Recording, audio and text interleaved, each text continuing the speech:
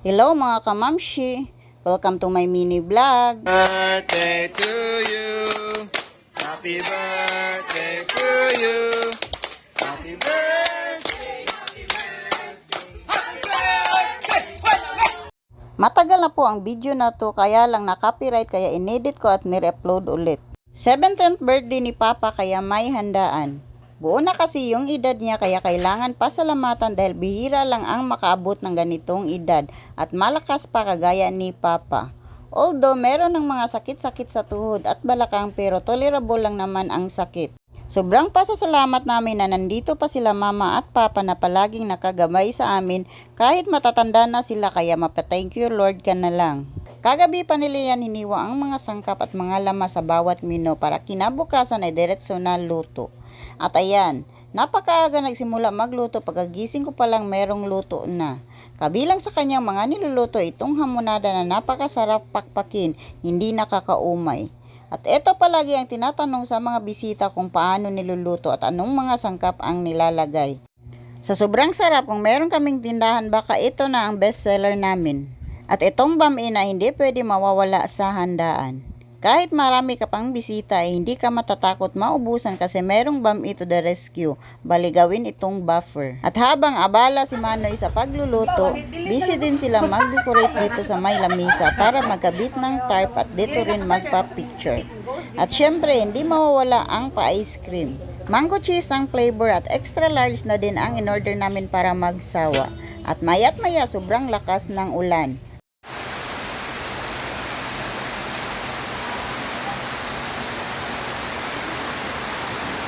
Agoy, wana, kakusog sa uwan.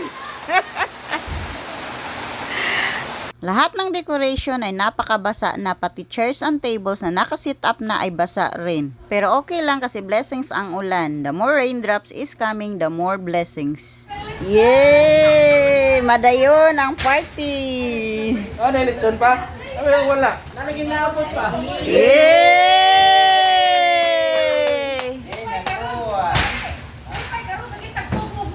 At mayat maya may dumating sa kasagsagan ng ulan. Hindi kasi akalain ni Papa na may lechon para mas-surprise. Ang sinabi namin sa kanya is magluto lang. Sobrang saya niya pagkakita sa lechon na napakalaki. Matagal na po kasi hindi na kami nakakain ng buong lechon kaya pati kami ay masaya na rin para sa kanya. Sa sobrang bigat at laki, hindi kaya ng 2 tao ang magbuhat kaya tinutulungan nila kung saan ito ipwesto. Mo ni tinoditson ako kayo. Agoy wa na. Agoy! Atong sawayan og kuan ba? Litson ba gyud? Tinta, ida rin ba? Sound check. Apple. Flake apple ba? Ayaw, pagbutan nila pa ng Kuan.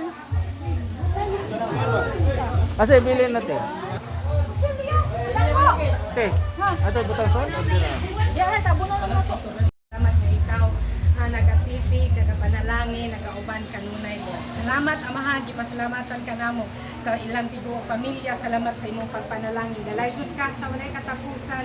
Salamat usab din o God sa pagpasalamat kanimo. Benisyon ni o Dios nga among panag-ambitan o God, ang mahinsog, mabastog ang tanan Ginoo. Salamat sa Kinabuhi. Sa disgrasya ko niya sa mahikuan, poblasyon, ang akong motor mo nagipayo tao ni Kinit, tayo na karon, guba gid kay na, ang nakatabang nako, hingon gid sila nga posible nga manghitabo nga ako wagi maunsa. Kay nganong naingon ko ato tungod sa discourse kung na ako gid pagsiptan ko nga murag dili ko gusto nga maunhan ko, bisa ko gusto nga lang murag magdali jud ko. Kay ako giplano to kay trabaho ko ani. Oto nga na disgrasya ko dito akong motor guba pero ako wagi ko maunsa. Muna ko salamat po sa Ginoo nga iya jud kong gibantayan ba. Og naay muna nga ang Ginoo maay gid basta ang tao nga magila og magtuog unsa gid siya sa atong kinabuhi iya kita panaligdan. Muna ko kasi ninyo nga ang Ginoo maay sa kinabuhi. Para to mga Konti lang ang bisita ni Papa pero napakasaya niya kahit gaano merong konting handa bilang pasasalamat na narating pa niya ang ganitong edad. At yun lang muna for today. Dagang salamat. See you on my next vlog.